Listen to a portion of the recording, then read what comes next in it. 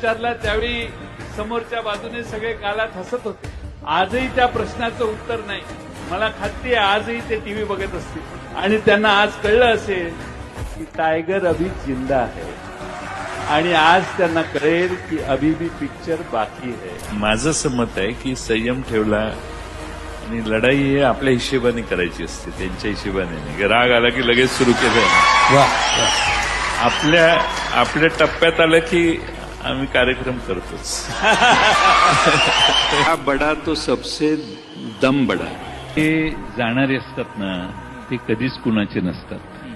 त्यामुळे त्यांच्या मागे लागायचं नसतं आणि घाबरायचं नसतं. आणि लोक येतात जातात, त्यांची व्हॅल्यू तेवढीच असते. जे ठामपणाने राहतात ते खरे आपले असतात. आपलं नाव ऐकलं नाही असं याक बी गाव नाही. सगळ्यांना हाणलं नाही तर जयंत पाटील माझं नाव नाही.